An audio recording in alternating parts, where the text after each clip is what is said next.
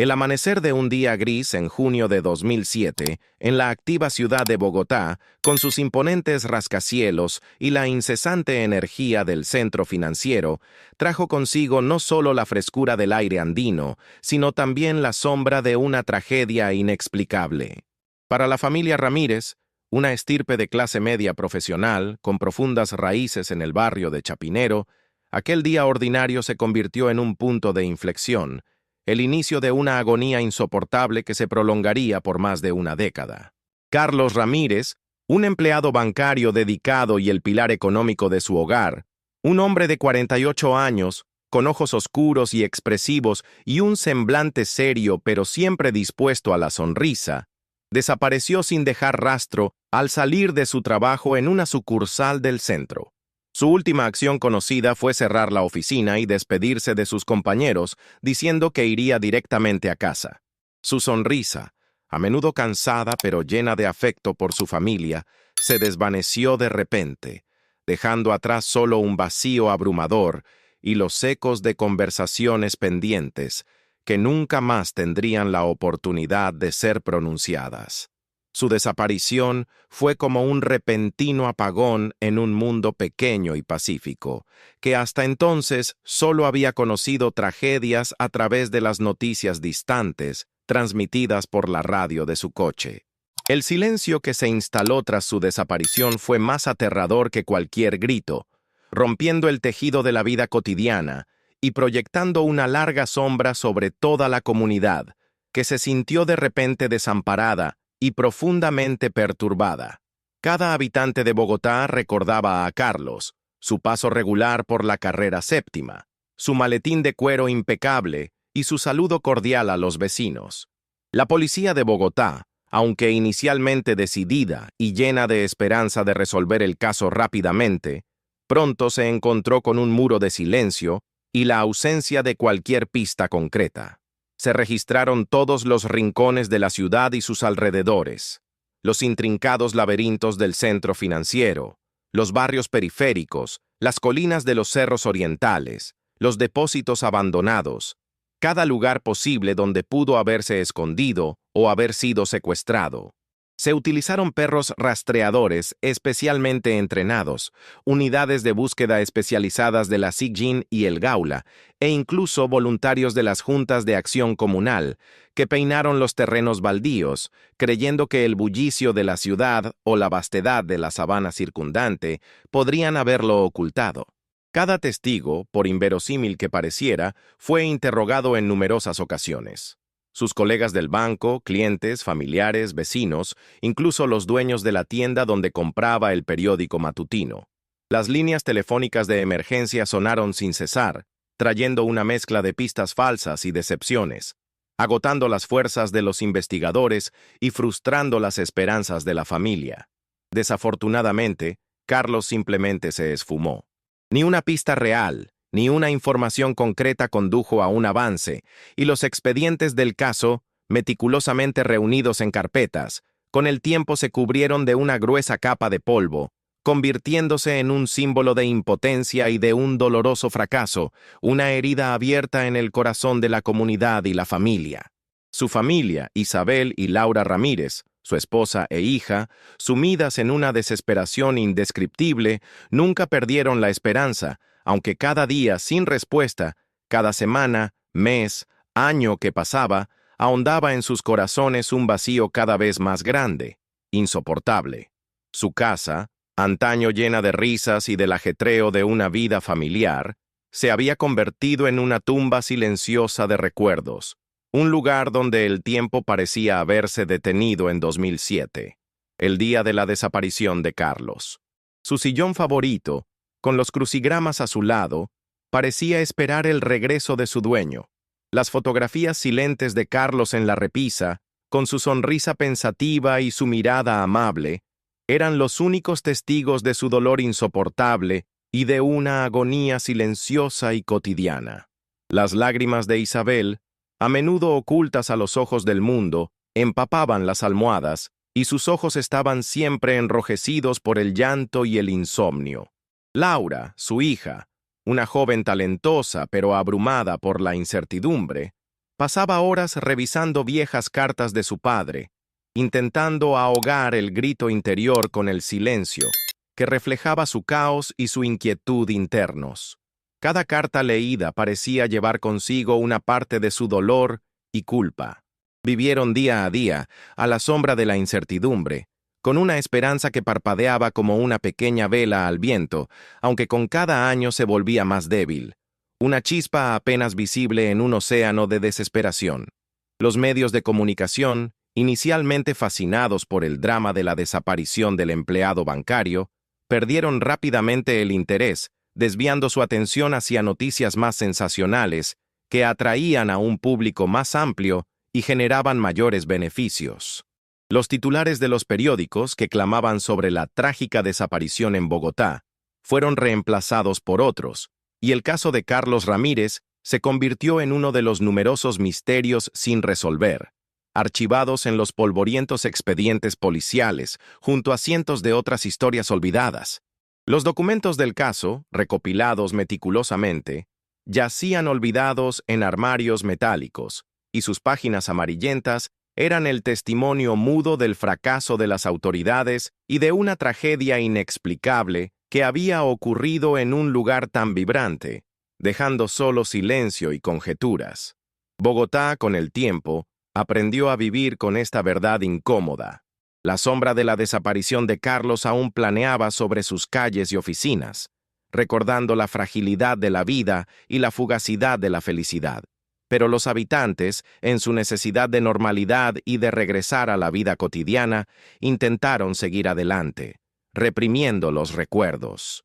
Las conversaciones sobre Carlos se hicieron más raras, susurradas, y finalmente cesaron casi por completo, dejando solo un doloroso recuerdo en el corazón de quienes lo habían conocido y recordaban su rara pero profunda sonrisa.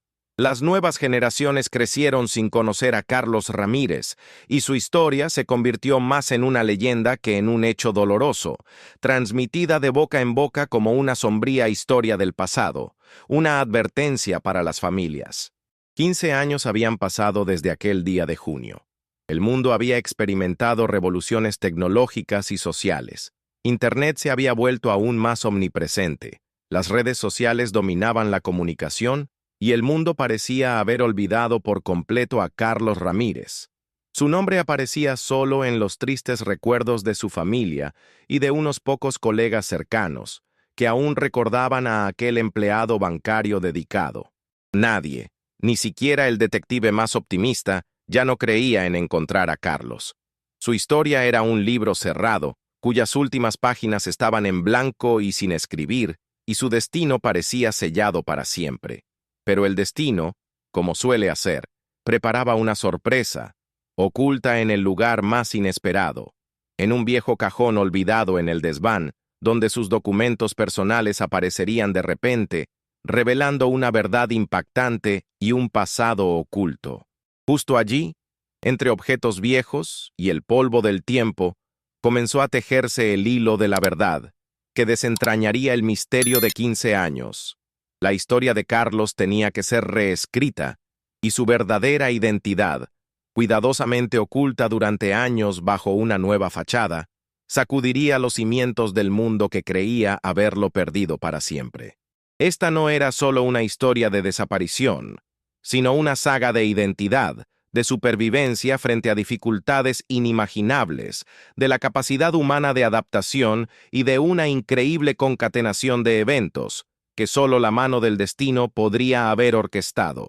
En esta cadena, un objeto aparentemente insignificante, unos documentos personales, llevó a la revelación de una verdad que cambió la vida de muchas personas y abrió una herida que nunca se había curado por completo, pero que, al mismo tiempo, permitió su sanación. Esta historia demostraría que el pasado nunca muere, sino que espera oculto para salir a la luz en el momento oportuno, a menudo en las circunstancias más inesperadas, a través de los indicios más simples. 15 años después de la desaparición de Carlos Ramírez, en la bulliciosa ciudad de Medellín, conocida por su primavera eterna y su espíritu innovador, florece la carrera de Fernando Castro, un reputado profesor universitario de economía y consultor financiero, fundador de una exitosa empresa de asesoría, estrategias financieras. Fernando es un líder reconocido en su campo. Su nombre es sinónimo de perspicacia, rigor académico y una comprensión única de los mercados. Es un hombre de unos 60 años, con el cabello canoso, bien peinado y ojos oscuros penetrantes que parecen observar hasta el más mínimo detalle en los estados financieros. Su vida privada es ordenada y discreta. Vive solo en un lujoso apartamento en el poblado, rodeado de libros especializados y análisis de datos. Fernando es conocido por su obsesiva atención al detalle y por su notable intuición, que le ayuda a identificar oportunidades de inversión y a anticipar tendencias económicas. Él es la encarnación del profesionalismo, siempre perfectamente preparado y lleno de pasión por su trabajo, que para él es la vida misma. En los círculos académicos y empresariales circulan rumores sobre su misterioso pasado. Nadie sabe realmente de dónde viene ni cuál es su historia antes de aparecer en Medellín y comenzar una fulgurante carrera, y esta falta de información acentúa su aura de misterio. Mientras tanto, en Bogotá, la esposa de Carlos, Isabel Ramírez, con el paso de los años, se ha sumido en la tristeza, pero nunca ha perdido la esperanza. Su casa, aunque cuidada y limpia, lleva las marcas del tiempo y de una tristeza no resuelta, convirtiéndose en un mudo testigo de su dolor diario. Laura, la hija de Carlos e Isabel, ahora una mujer de unos 40 años, es el consuelo y el motor de Isabel. Ha crecido escuchando la historia de su padre, y la incertidumbre ha sido una constante en su vida. La partida de su padre la dejó con el peso de la incertidumbre y las preguntas sin respuesta que la atormentaban cada día. Isabel, ahora anciana, con el cabello canoso y los ojos cansados, pasa sus días cuidando un pequeño jardín, y sus tardes revisando viejos álbumes de fotos y viendo videos familiares, intentando encontrar consuelo en el contacto con un pasado en el que Carlos aún estaba presente, aunque solo en su memoria. Una tarde de otoño, Laura decide limpiar el viejo estudio de Carlos, un lugar que había permanecido casi intocable desde su desaparición. Entre papeles antiguos y libros polvorientos, encuentra un pequeño cajón secreto en el fondo de un archivo, que nunca había notado. Dentro, descubre un sobre sellado, sin remitente. Al abrirlo, Laura encuentra, para su asombro, una serie de documentos personales de Carlos. Su cédula de ciudadanía original, una licencia de conducir vencida y una vieja libreta de notas de un banco con anotaciones manuscritas que ella reconoce como suyas. Son los documentos que se suponía que había perdido o que habían desaparecido con él. Lo más impactante es una pequeña foto carné dentro de la libreta, fechada en 2010, 3 años después de la desaparición. La foto muestra a Carlos, más viejo, con el cabello más canoso, pero su mirada y sonrisa son inconfundibles. En el reverso de la foto, con una caligrafía diminuta pero legible, aparece una dirección: Carrera 43, Eira 1250, Medellín. El corazón de Laura se detiene un instante. Siente como si el tiempo se detuviera y el mundo a su alrededor desapareciera. Esos documentos, esa dirección, es algo increíblemente familiar, algo que despierta ecos de recuerdos y sentimientos enterrados hace mucho tiempo. Carlos está vivo, en otra ciudad, quizás con una nueva identidad, llevando una vida como profesor universitario.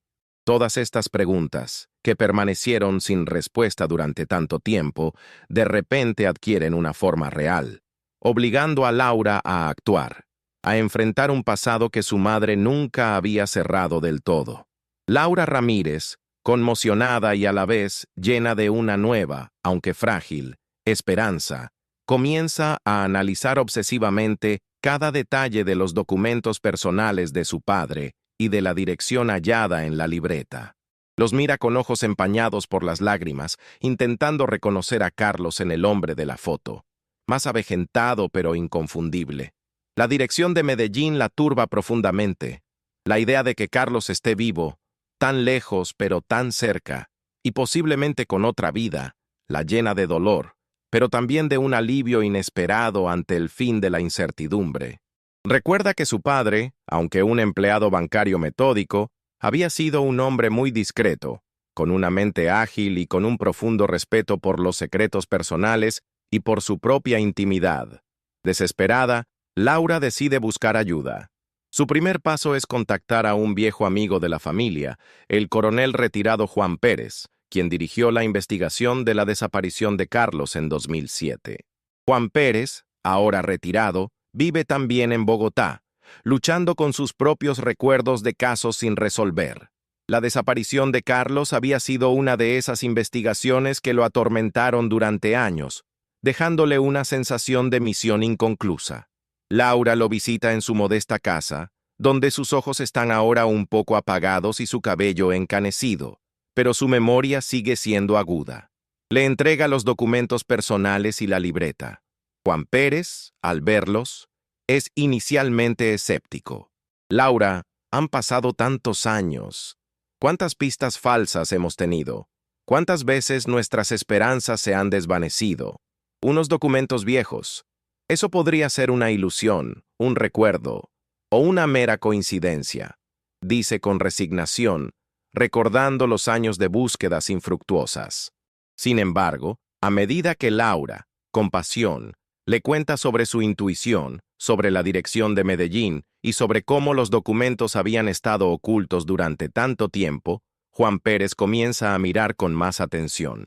2010, Medellín, murmura, y en su voz aparece una nota de asombro, incluso de ligero shock.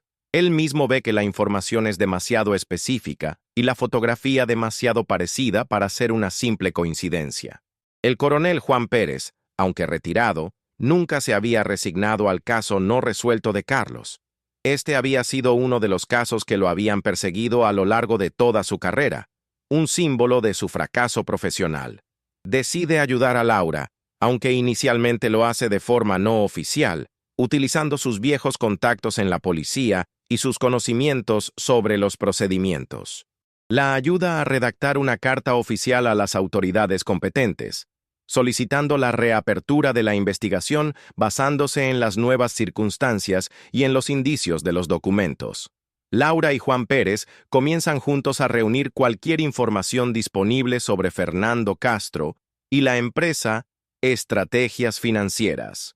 Buscan en Internet, en las bases de datos públicas, en los archivos de periódicos, cualquier indicio que pueda arrojar luz sobre el pasado de Carlos.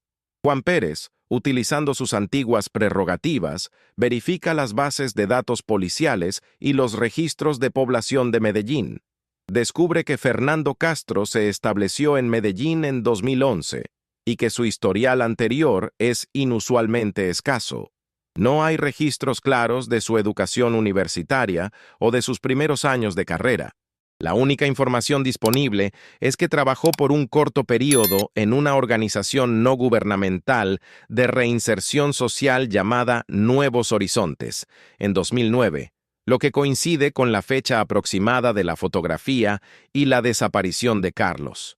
Este descubrimiento intensifica aún más sus sospechas. Laura siente cómo la tensión aumenta. Con cada nuevo hecho, con cada descubrimiento, la esperanza crece, pero al mismo tiempo aparece el miedo a lo que podrían descubrir. ¿Está Carlos realmente vivo? Y si es así, ¿por qué no regresó? ¿Qué le sucedió durante todos estos años? ¿Qué lo llevó a romper los lazos con su familia y a crearse una nueva identidad? Estas preguntas la atormentan sin cesar, impidiéndole dormir y ocupando cada uno de sus pensamientos. Laura y Juan Pérez, determinados a llegar a la verdad, deciden profundizar sus investigaciones, sin importar las dificultades y desafíos que seguramente encontrarán en su camino.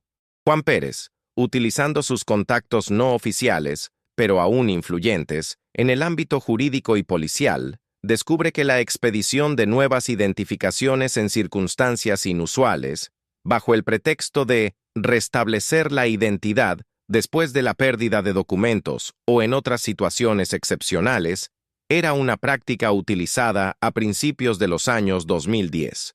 Esto se aplicaba en casos en que la persona había perdido sus documentos debido a un accidente, incendio u otras catástrofes, pero también en situaciones en que alguien deseaba comenzar una nueva vida, rompiendo definitivamente con el pasado. Esta última posibilidad despierta sospechas particulares en el contexto de la desaparición de Carlos.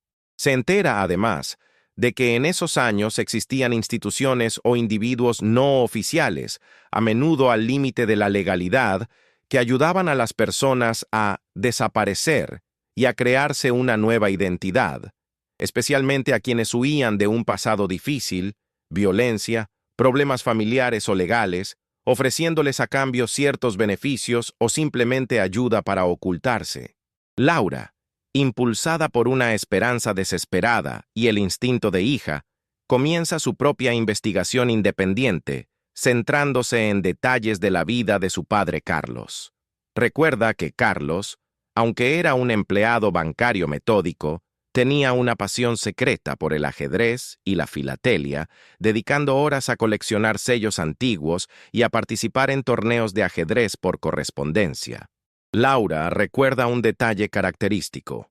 Carlos tenía en el cuello, justo debajo de la oreja izquierda, una pequeña, pero muy distintiva, cicatriz en forma de C, de una operación menor en su infancia.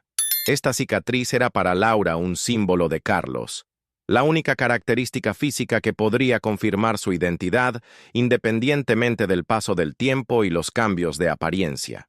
Laura y Juan Pérez comienzan a buscar intensamente en Internet cualquier fotografía de Fernando Castro en la que sea visible su cuello o perfil izquierdo. Recorren artículos de economía, entrevistas en video, galerías de fotos de conferencias financieras. Después de muchas horas de búsqueda exhaustiva, encuentran un reportaje en video sobre Fernando Castro, realizado por una televisión económica, sobre sus proyectos empresariales. En una de las secuencias, mientras Fernando Castro habla, su cuello es claramente visible. En él, para la sorpresa de Laura y Juan Pérez, se ve una cicatriz pequeña, pero distinta, en forma de C, idéntica a la cicatriz de Carlos. Este descubrimiento les hiela la sangre a Laura y Juan Pérez, pero al mismo tiempo, enciende en ellos una chispa de certeza enloquecedora. Es él. No puede ser una coincidencia. Demasiados detalles coinciden. Es Carlos. Las lágrimas corren por el rostro de Laura, pero esta vez son lágrimas que mezclan el dolor con la esperanza y el alivio. Juan Pérez, sin poder creerlo, se frota los ojos, incapaz de comprender lo que ve, y su corazón se llena de emoción. Además, Laura recuerda que Carlos tenía un objeto personal al que le tenía mucho aprecio. Una pequeña lupa de filatelia, con un mango de plata, que le regaló su padre. Comienzan a buscar grabaciones de video o fotografías de Fernando Castro, en las que sea visible una lupa o un objeto similar. Aunque hay muchas grabaciones, la mayoría no muestran sus objetos personales. Después de largas búsquedas, Juan Pérez encuentra una grabación antigua, de una charla informal en un club de ajedrez, en la que Fernando Castro es menos formal, y una lupa similar es visible sobre la mesa. Laura, al ver la grabación, observa el brillo de una lupa de plata, con el mismo diseño y el mismo brillo que la de su padre. Esta es una prueba irrefutable que transporta a Laura de regreso en el tiempo, a las conversaciones con Carlos sobre sus colecciones y los momentos de intimidad. Este es el momento en que su hipótesis deja de ser una esperanza descabellada y se convierte en un hecho palpable, confirmado. El empleado bancario que desapareció hace 15 años está vivo. Y es un exitoso profesor de economía y consultor, renombrado en su campo. Las preguntas que quedaron sin respuesta durante años se vuelven de repente aún más apremiantes. ¿Por qué desapareció Carlos? ¿Por qué no regresó? ¿Qué le sucedió durante todos estos años? ¿Qué lo llevó a romper los lazos con su familia y a crearse una nueva identidad, cortando toda conexión con sus seres queridos y con su pasado? Ahora que tienen la certeza absoluta de que es Carlos, su determinación de descubrir toda la verdad se vuelve aún más fuerte, casi obsesiva. Quieren saber qué pasó y por qué su padre y esposo amado tuvo que sufrir tanto y vivir oculto toda una vida. El descubrimiento de la cicatriz en forma de C en el cuello de Fernando Castro y de la lupa de filatelia es para Laura un shock de una fuerza inimaginable, pero al mismo tiempo un regalo inesperado después de más de una década y media de incertidumbre y sufrimiento. Durante varios días, Laura no puede concentrarse en nada más. Sus pensamientos giran en torno a Carlos, aquel empleado bancario serio con ojos oscuros y su pasión por la filatelia, y a Fernando Castro, el profesor de economía, lleno de misterios. Siente que tiene no solo una obligación como hija, sino también una imperiosa necesidad moral de verificar esta información y de llegar a la verdad, sin importar cuán dolorosa pueda resultar. A pesar de los temores de ser considerada loca o entrometida, Laura decide actuar de forma directa, pero con cautela.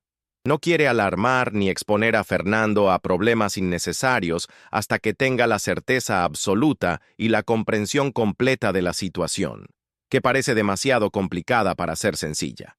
Laura, apoyada por el coronel jubilado Juan Pérez, quien retoma el caso con un nuevo entusiasmo, comienza a buscar una manera de contactar a Fernando Castro.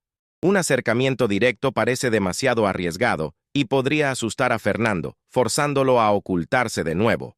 Juan Pérez, utilizando sus antiguos contactos, intenta averiguar cómo Fernando Castro construyó su carrera académica en Medellín y si hay menciones de su pasado en los registros oficiales.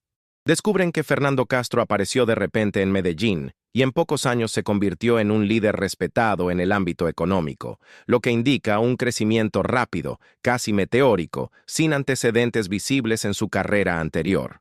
La única información disponible es que trabajó por un corto período en una organización no gubernamental de reinserción social llamada Nuevos Rumbos en 2008, lo que coincide con la fecha aproximada de la desaparición de Carlos. Laura decide actuar sutilmente. Encuentra en Internet información sobre un próximo Congreso de Economía, Visión Económica, Desafíos y Oportunidades, organizado por la Fundación de Fernando Castro, en el que él será el ponente principal y recibirá un prestigioso premio por sus análisis económicos.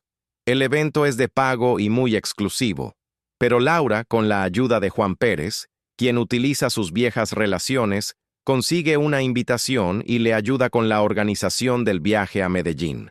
Su corazón late con fuerza mientras ve a Fernando Castro en el escenario, bajo los focos, presentando los objetivos de su fundación y agradeciendo a los asistentes. La voz de Fernando Castro, aunque más madura y serena, tiene ecos de la voz de su padre Carlos. Laura siente escalofríos al escuchar las entonaciones familiares, la forma en que acentúa las palabras, las sutiles vibraciones de la voz que había oído tantas veces de Carlos. Después de la presentación de la fundación, durante un cóctel, Laura, con voz temblorosa, se acerca a Fernando Castro. «Profesor Castro, soy Laura Ramírez. Creo que nos hemos encontrado antes». Fernando Castro la mira desconcertado. En sus ojos aparece un destello de reconocimiento y en el mismo instante, de pánico. Permanece en silencio, sin saber qué decir.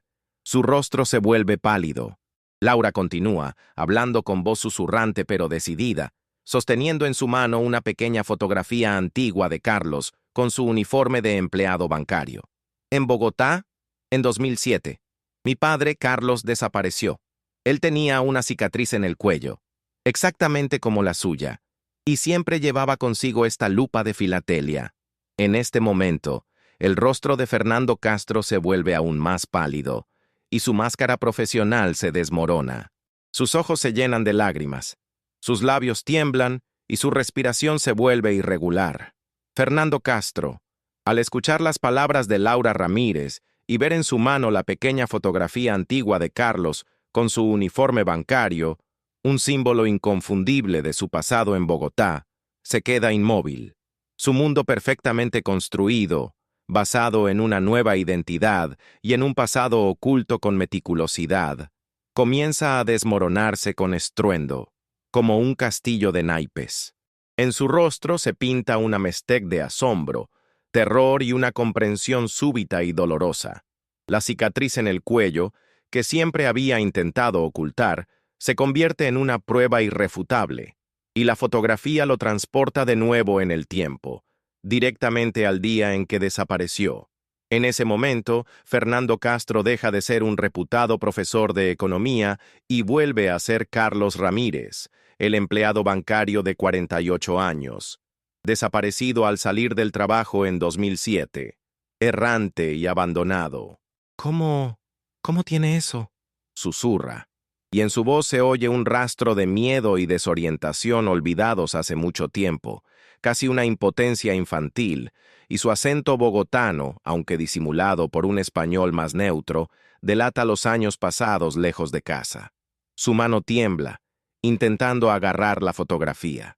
Laura con los ojos llenos de lágrimas, pero al mismo tiempo con una certeza inquebrantable, dice: «Soy tu hija, papá.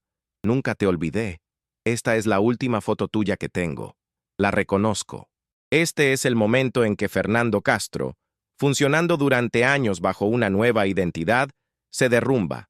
El lugar público, el Congreso de Economía, la multitud de gente, todo eso pierde importancia. Las lágrimas corren por su rostro y su cuerpo tiembla. Le pide a Laura que vayan a un lugar aislado y discreto. En un pequeño y silencioso despacho, lejos del bullicio del evento, Carlos cuenta su historia. Relata cómo desapareció al salir del trabajo en 2007, no por un secuestro, sino por una decisión desesperada de huir. Explica cómo se sintió solo, emocionalmente incomprendido, cómo una serie de graves problemas financieros y amenazas a su familia por parte de una organización criminal con la que un colega lo involucró en un esquema de lavado de dinero, lo habían superado. Temía por su vida y por la seguridad de su familia, considerándose un fracaso, una carga que ponía en riesgo la vida de sus seres queridos. Era un hombre que buscaba proteger a su familia, pero no encontraba la forma de hacerlo en su entorno, sintiendo que no tenía más opción que desaparecer para salvaguardarlos. Se sentía invisible y desesperado, y su deseo de escapar fue un acto de desesperación, un acto de sacrificio y de búsqueda de una solución, incluso si eso significaba desaparecer. Carlos recuerda que, después de huir, vagó por varios países de Sudamérica hasta que llegó a una organización clandestina que ayudaba a personas en peligro a empezar una nueva vida, ofreciéndoles anonimato y apoyo. Esta organización, dirigida por una figura controvertida pero carismática, la doctora Sofía Bermúdez, ofrecía no solo alojamiento y apoyo psicológico, sino también ayuda para restablecer la identidad, falsificando documentos, cambiando nombres y reubicando a las personas en otras ciudades o incluso en el extranjero, donde pudieran empezar de cero sin la sombra del pasado. Carlos, desesperado y deseando liberarse por completo del peligro inminente y la vergüenza de su situación, aceptó esta oferta. Recibió una nueva identidad, la de Fernando Castro, y se fue a Medellín, donde, bajo la guía de la organización, comenzó una nueva vida, estudió economía y se convirtió en un profesor universitario y consultor exitoso. Nunca olvidó a su familia, pero temía regresar, temía ponerlos en peligro, temía que las amenazas del pasado los alcanzaran. Su éxito académico y empresarial fue para él una prueba de que podía reconstruir su vida, que era valioso, lo cual fue una forma de escapar de sus viejos temores y un intento de demostrar su valía a sí mismo y al mundo en un anonimato protector, aunque siempre sintió una opresión en el pecho. Laura escucha conmocionada.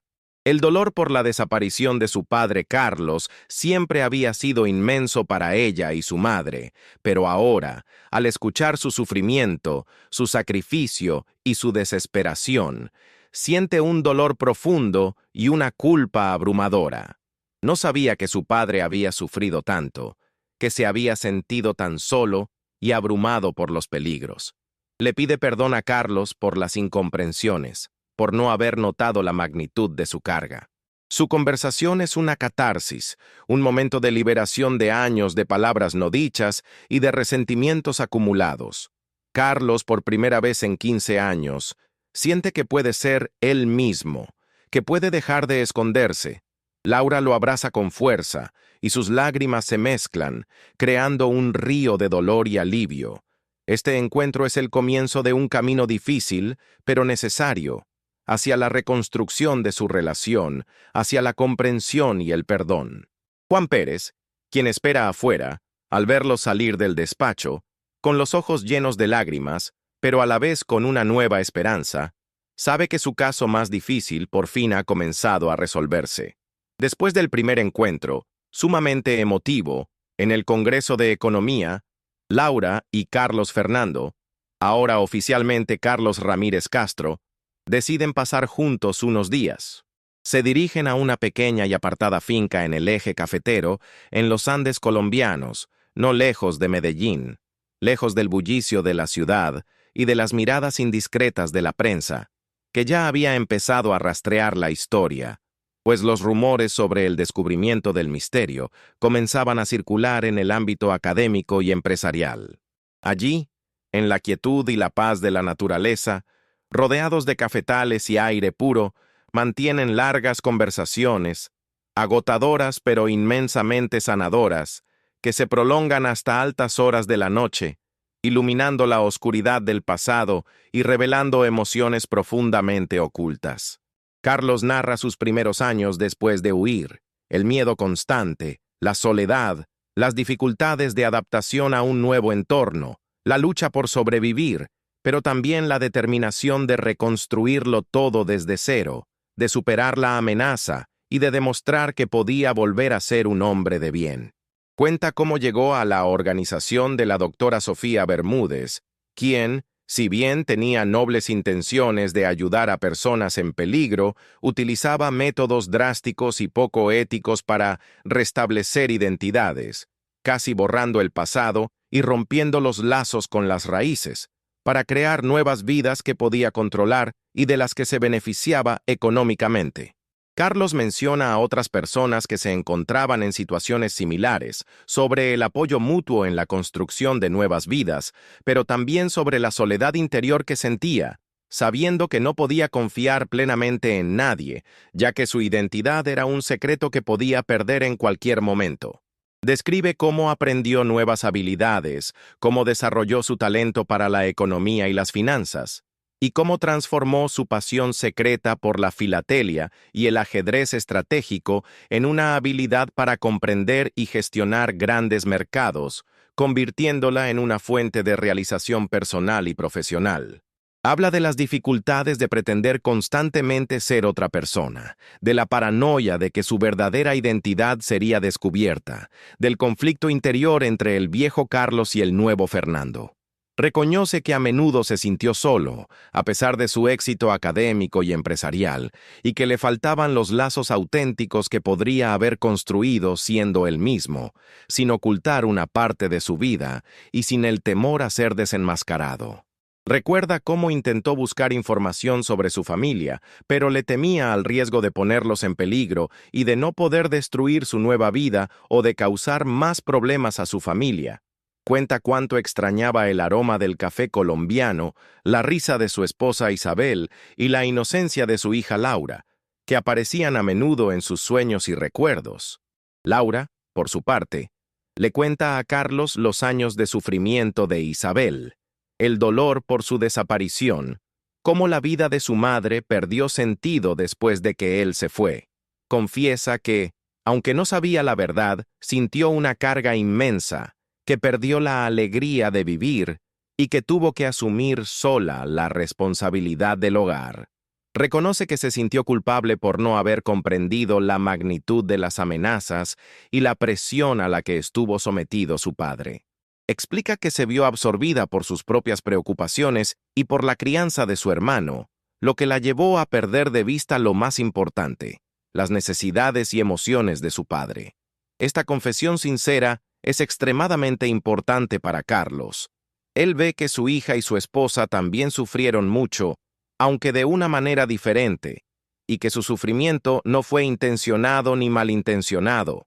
Laura le pide perdón a Carlos por las incomprensiones, por no haber podido ayudarlo antes. Carlos, al ver el arrepentimiento y el dolor en los ojos de su hija, se abre lentamente al perdón. Hablan de Isabel, su esposa. Laura le cuenta sobre la esperanza inquebrantable de Isabel, cómo hasta el día de hoy cree en el regreso de su esposo y cuánto lo extrañó, a pesar de la ausencia y los malentendidos del pasado. Esto es doloroso para Carlos, pero al mismo tiempo le da la sensación de haber sido amado, incluso si no lo sintió en su juventud, y de que su familia vivió con esperanza en su corazón, pensando en él. Laura le muestra a Carlos más recuerdos antiguos de la casa, una fotografía de la familia Ramírez en un paseo por el parque, su pequeña colección de sellos, su maletín de cuero gastado. Carlos se emociona al ver que su familia había conservado cada pequeño detalle que atestiguaba su existencia y el amor que lo rodeaba. Las conversaciones están llenas de lágrimas, pero al mismo tiempo traen alivio y purificación. Paso a paso, el padre y la hija, y luego la esposa, reconstruyen el hilo de la comprensión que había sido roto hace 15 años. Carlos comienza a entender los motivos de su familia, y Laura, los motivos de su padre. Ambas partes sienten que esta es una oportunidad para una verdadera sanación y un nuevo comienzo, liberados de la carga del pasado. A pesar del dolor que surge de estas conversaciones, ambas partes sienten que esta verdad es esencial para la continuación de sus vidas, para construir una relación auténtica y para liberarse de años de mentiras y ocultamiento. Laura y Carlos Fernando, ahora oficialmente Carlos Ramírez Castro, regresan a Medellín, donde les espera una nueva realidad y una serie de desafíos. Se ha tomado una decisión conjunta.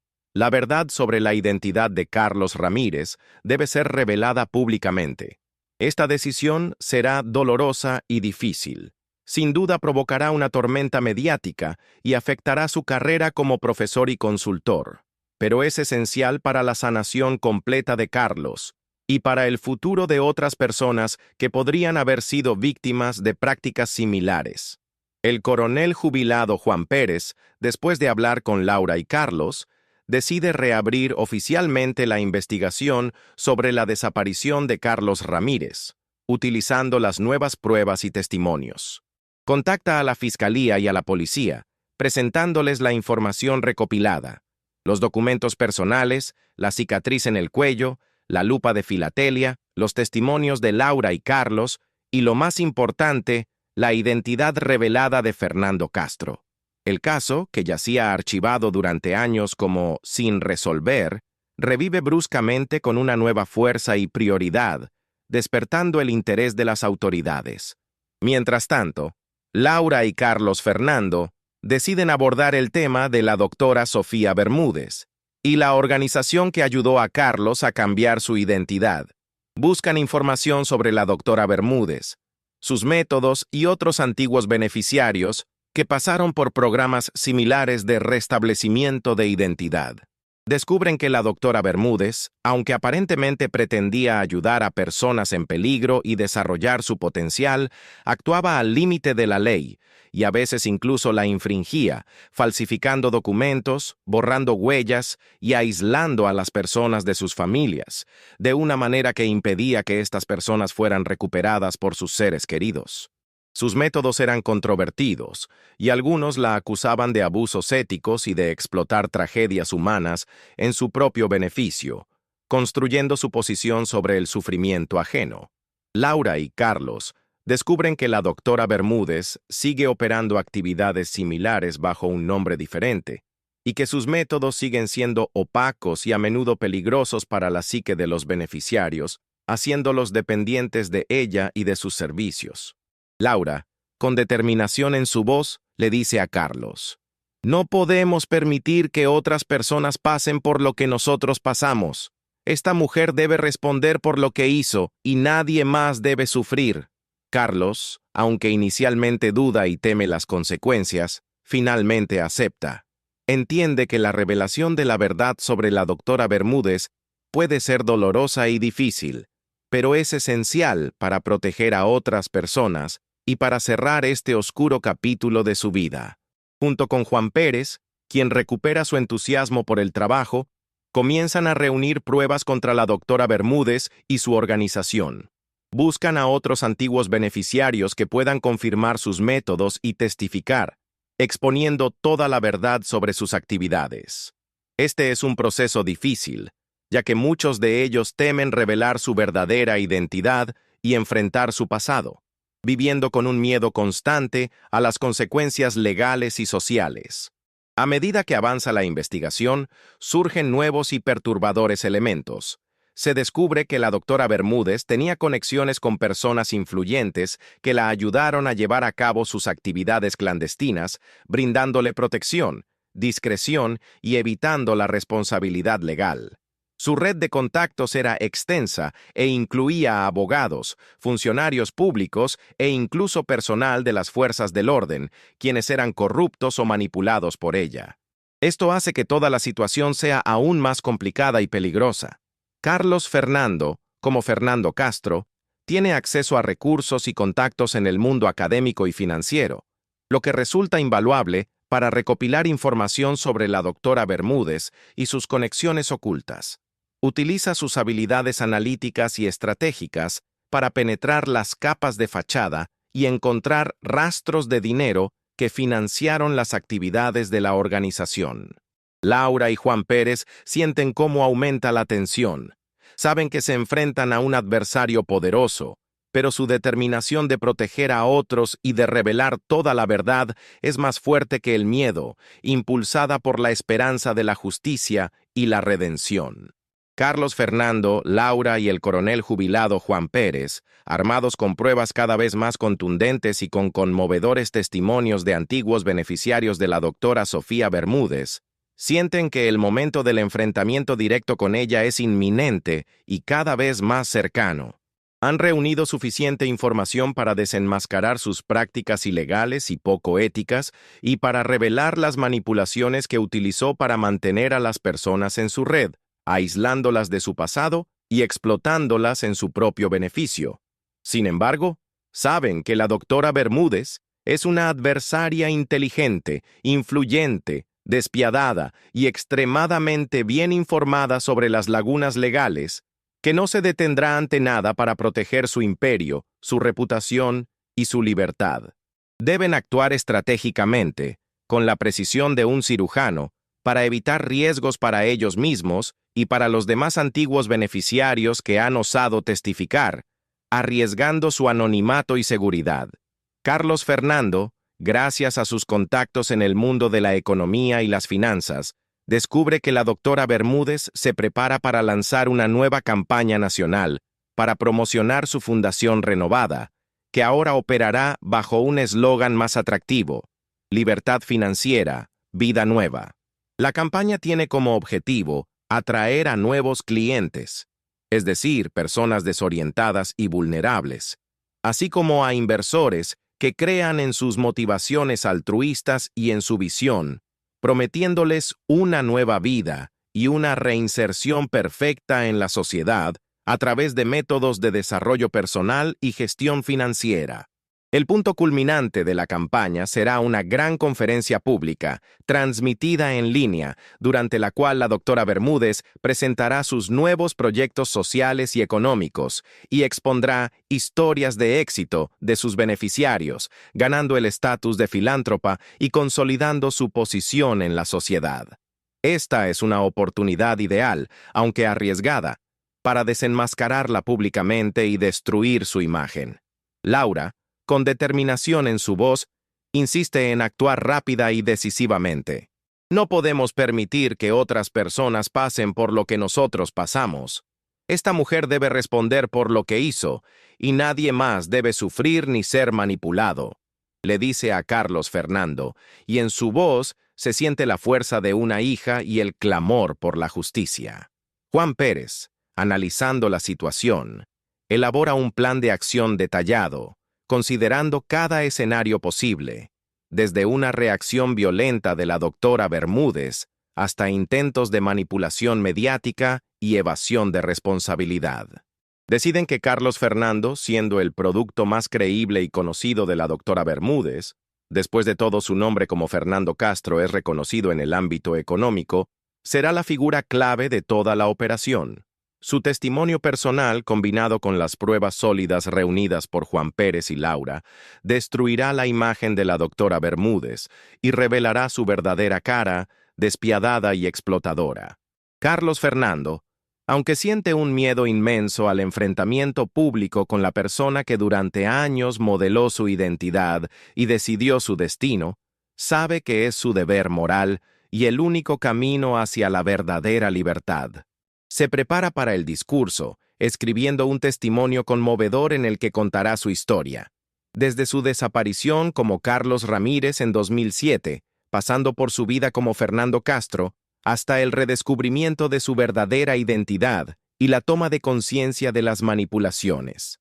Laura lo ayuda en los preparativos, apoyándolo emocionalmente, ayudándole a organizar todos los hechos y a prepararse para las preguntas difíciles que, sin duda, surgirán. Juan Pérez, por su parte, contacta a un renombrado periodista de investigación, el señor Miguel Ángel Torres, conocido por sus reportajes intransigentes y su tenacidad. El señor Torres, fascinado por el caso e intuyendo su potencial, acepta mediatizar la historia de Carlos e investigar las actividades de la doctora Bermúdez, prometiendo apoyo total y discreción absoluta. La tensión alcanza un punto crítico, casi palpable.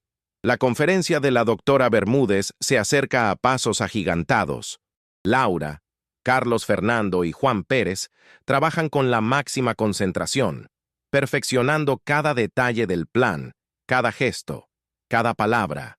Saben que están arriesgando su reputación, su seguridad e incluso sus vidas, pero la determinación de revelar la verdad y evitar más daños es más fuerte que el miedo. Cada día, cada hora, se convierte en una lucha contra el tiempo y contra un adversario despiadado. Carlos Fernando siente que este momento es su oportunidad para una verdadera liberación, para poner fin a su vida oculta y para ser finalmente él mismo, sin importar las consecuencias, para recuperar el control sobre su propia vida y para hacer justicia por el pasado. El día de la conferencia de la doctora Sofía Bermúdez, la atmósfera en el lujoso centro de eventos Plaza Mayor de Medellín es densa de tensión y expectación.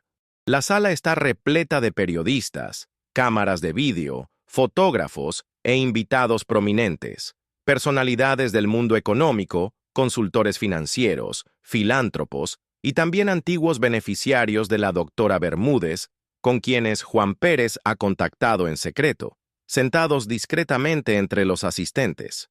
La doctora Bermúdez, con un traje elegante e impecable y una sonrisa radiante en el rostro, comienza su presentación, exponiendo la visión de libertad financiera, vida nueva, y relatando las historias de éxito de sus beneficiarios, presentándolos como prueba de la eficacia de sus métodos y de su misión altruista.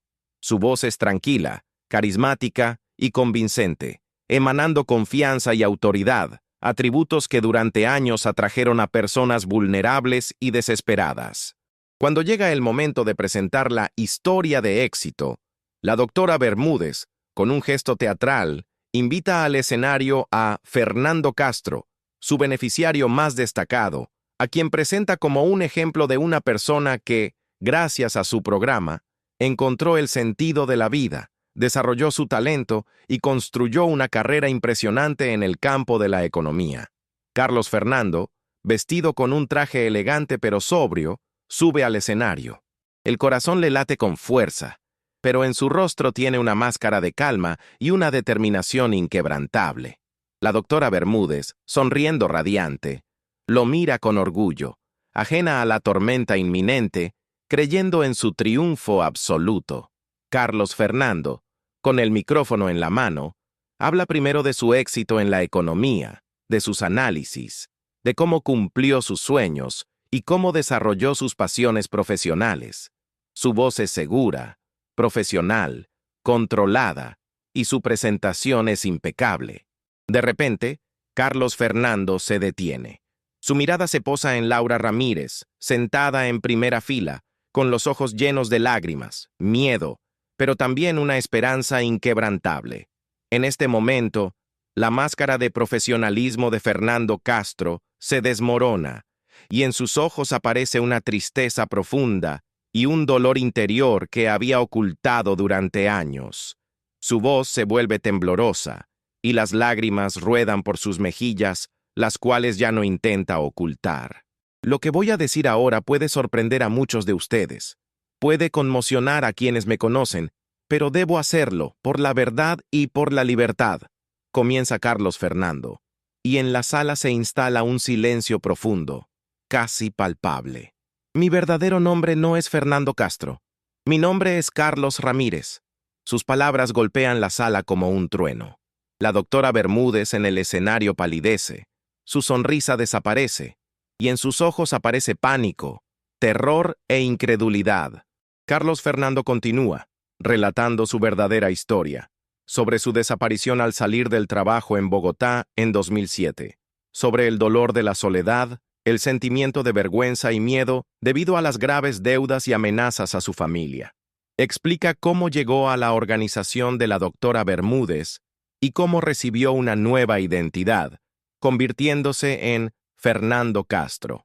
Pero, a diferencia de las idílicas historias de la doctora Bermúdez sobre libertad financiera, Carlos Fernando describe las manipulaciones, la falsificación de documentos, el lavado de dinero y el control psicológico al que fue sometido durante años. Cuenta cómo la doctora Bermúdez explotaba a las personas para sus propios fines financieros y cómo les impedía regresar a sus familias, construyendo a su alrededor un muro de miedo y dependencia para que sus vidas le sirvieran. Ante sus palabras, varios otros antiguos beneficiarios, que habían estado sentados discretamente entre el público, se levantan y confirman en voz alta sus declaraciones, relatando sus propias experiencias dolorosas con la doctora Bermúdez. En la sala estalla el caos. Los periodistas se apresuran a hacer preguntas, las cámaras destellan y la gente comienza a susurrar, abrumada por el shock y la incredulidad. La doctora Bermúdez intenta interrumpir a Carlos Fernando, acercándose a él e intentando arrebatarle el micrófono, pero él no se deja silenciar. Su voz se vuelve más fuerte y más segura. En ese momento, el coronel jubilado Juan Pérez aparece en la sala, acompañado por agentes de policía a quienes había alertado previamente. Se acerca al escenario y anuncia que la doctora Sofía Bermúdez es arrestada bajo cargos de fraude, falsificación de documentos, manipulación de personas y lavado de dinero. La doctora Bermúdez, conmocionada e incrédula, intenta negarlo y opone resistencia, pero las pruebas reunidas por Juan Pérez y Carlos Fernando son abrumadoras. El doctor en Derecho Fernando López, abogado de la doctora Bermúdez, quien intenta intervenir y usar su influencia, también es detenido bajo cargos de complicidad en el delito. El periodista Miguel Ángel Torres, con la cámara enfocada en el escenario, transmite los eventos en vivo para su canal, y su reportaje se convierte instantáneamente en un éxito y desata un acalorado debate público sobre la ética en los negocios y en la actividad social. El enfrentamiento alcanza su punto culminante. La verdad sale a la luz de la manera más dramática e inesperada. Carlos Fernando, aunque emocionalmente exhausto, siente alivio y una verdadera liberación. Su rostro, aunque empapado en lágrimas, irradia, y en sus ojos se lee esperanza y libertad. Su hija, Laura, se acerca al escenario y lo abraza con fuerza, y su abrazo está lleno de amor, alivio y esperanza para un nuevo comienzo. Este es un acto de purificación que cambia la vida de muchas personas, no solo de la familia Ramírez, sino también de todos aquellos que fueron heridos por la doctora Bermúdez. Carlos Ramírez Castro, después de 15 años de vida bajo el nombre cambiado de Fernando Castro, con su identidad recuperada y su familia reunificada, se encuentra ahora frente a un nuevo capítulo, incierto pero a la vez lleno de esperanza, que ahora escribe, consciente y con plena aceptación de su pasado. El proceso de aceptación e integración de las dos identidades, el empleado bancario desaparecido de Bogotá y el exitoso profesor de economía de Medellín, fue largo y requirió una inmensa fuerza interior, así como el apoyo de sus seres queridos. La revelación pública de la verdad sobre su desaparición y sobre su vida bajo una identidad falsa, aunque dolorosa y exigiendo un coraje extraordinario, fue para Carlos un acto de liberación final. Significó no solo el regreso a sus raíces y el reencuentro con una parte perdida de sí mismo, sino también la aceptación de toda su historia, tanto la dolorosa y traumática, marcada por la soledad y la amenaza, como la llena de triunfos, logros y la construcción de un nuevo camino. Carlos decidió llevar ambos nombres como símbolo de su historia compleja pero coherente, que lo moldeó tal como es hoy, haciéndolo más fuerte y consciente.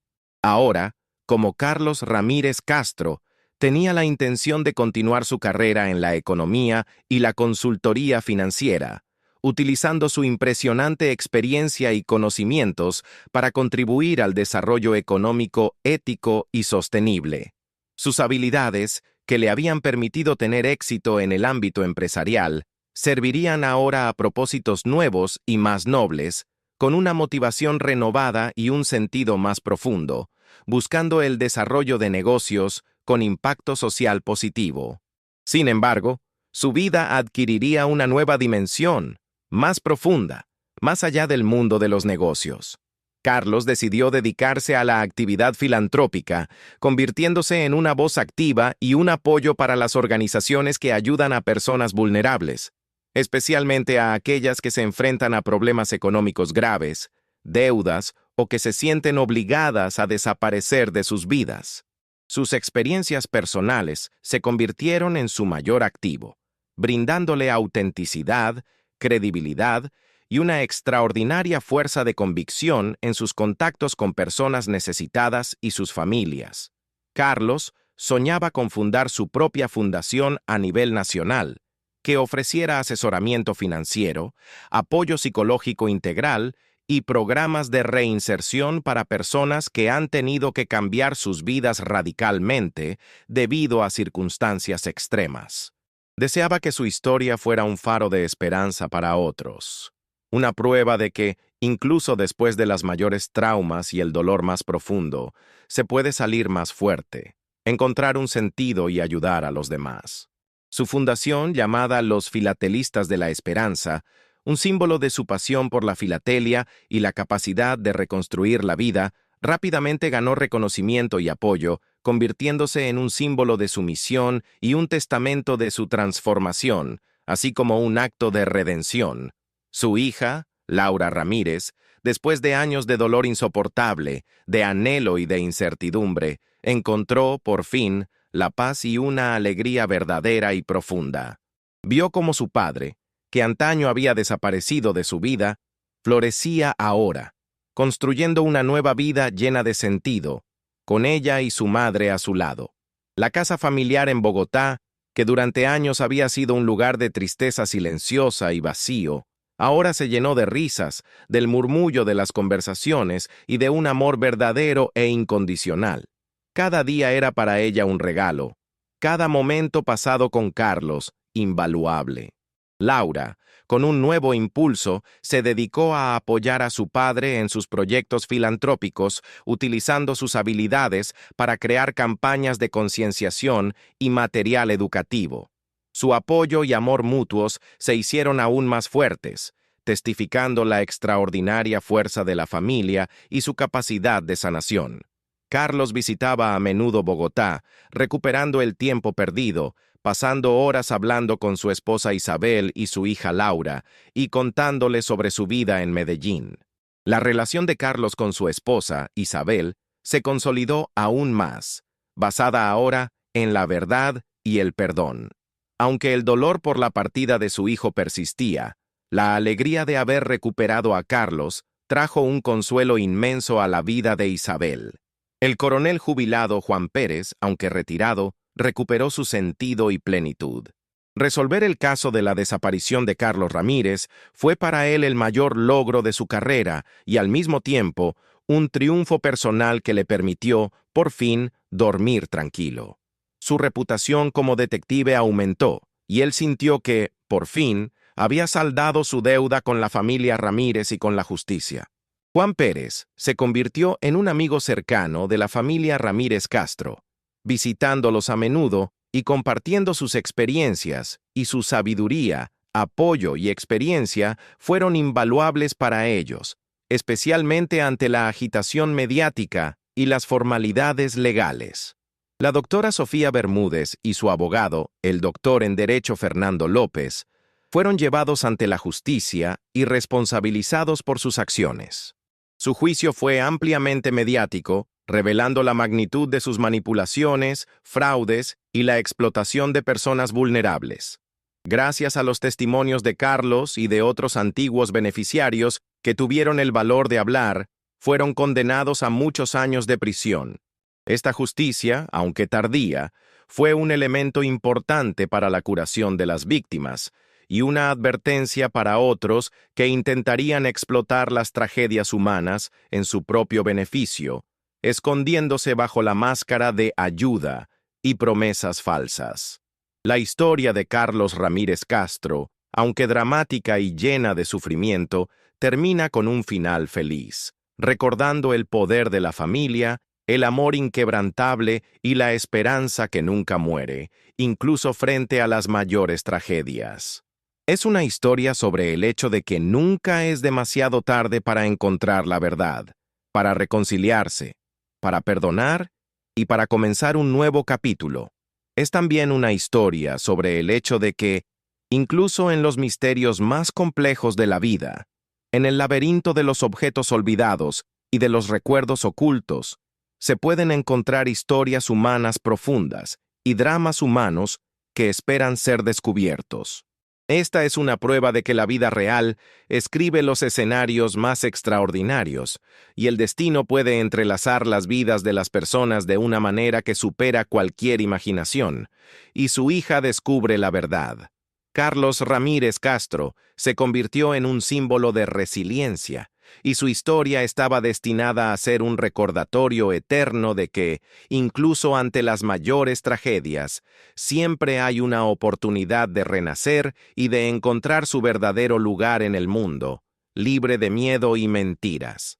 Esta historia extraordinaria de Carlos Ramírez Castro, el empleado bancario desaparecido en 2007 al salir del trabajo, cuya vida oculta fue revelada 15 años después, por el descubrimiento de sus documentos personales, es un testimonio de la increíble resiliencia humana, del poder de la esperanza y de la asombrosa capacidad de sobrevivir frente a las pruebas más duras.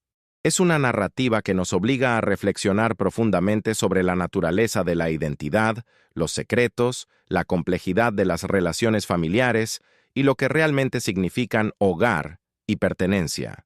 Se pregunta cuántas historias ocultas como esta esperan ser descubiertas en el ajetreo de la vida cotidiana, en bases de datos innumerables, en archivos olvidados o incluso en objetos personales que guardamos durante años, ignorando su verdadero valor. ¿Cuántas personas a nuestro alrededor viven con secretos del pasado, ocultando su verdadera identidad y esperando el momento en que la verdad saldrá a la luz, transformando sus vidas para todo? ¿Cuántas familias sufren en silencio, sin saber que sus seres queridos desaparecidos podrían estar justo a su lado, bajo otro nombre, con otra historia, cruzándose con nosotros en la calle cada día?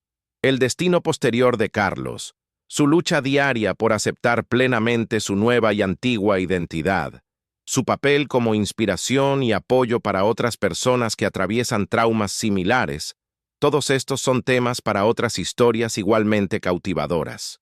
¿Cómo se las arreglará con la repentina e intensa atención pública y con la nueva vida que apenas comienza, siendo ya un hombre maduro y exitoso? ¿Qué desafíos le esperan en la construcción y el desarrollo de la Fundación Los Filatelistas de la Esperanza, que tiene como objetivo cambiar la vida de miles de personas convirtiéndose en un puerto seguro y una fuente de esperanza para el futuro?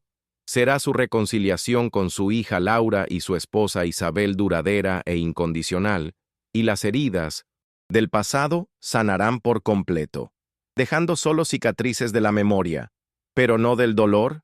Estas preguntas abren la puerta a narrativas fascinantes sobre la resiliencia humana, el perdón y la búsqueda incesante de sentido y felicidad. Carlos Ramírez Castro es un símbolo cuya historia merece ser contada, inspirando y ofreciendo esperanza. Si esta conmovedora historia le ha llegado al corazón, si desea estar al tanto de historias similares e inspiradoras que muestran las extraordinarias facetas del destino humano y la inquebrantable fuerza del espíritu, suscríbase a nuestro canal. No se pierda ninguno de nuestros videos que profundizan en misterios, revelan verdades y celebran el triunfo del espíritu humano. Cada suscripción no es solo un número para nosotros, es una señal de que nuestro trabajo tiene sentido, de que abordamos temas importantes y ofrecemos contenido valioso que llega a la gente y cambia su forma de ver el mundo. Al momento de responder, tenga en cuenta la fecha actual. Viernes 25 de julio de 2025. Únase a nuestra creciente comunidad y participe en la conversación sobre lo que es verdaderamente importante en la vida, sobre misterios sin resolver y sobre el poder de las relaciones humanas. Publicamos regularmente contenido nuevo que, sin duda, le sorprenderá, le conmoverá y le hará reflexionar, ampliando sus horizontes y despertando nuevas perspectivas. Y eso no es todo. El descubrimiento de sus documentos personales que sacaron a la luz la verdad podría tener implicaciones adicionales sorprendentes. ¿Quién dejó esos documentos en el cajón y por qué? ¿Qué otros secretos ocultaba la vida de Carlos bajo su nueva identidad? ¿Fue su desaparición solo un acto de huida o fue forzado por alguien? ¿Qué papel jugó la doctora Sofía Bermúdez en su vida antes de conocerla? Haga clic aquí para ver nuestro próximo video y continuar el viaje a las profundidades de las historias humanas. No deje pasar la oportunidad de vivir otra experiencia extraordinaria que le dejará con reflexiones y preguntas sobre el mundo que nos rodea. Lo esperamos al otro lado de la pantalla, listos para contarle otra historia extraordinaria.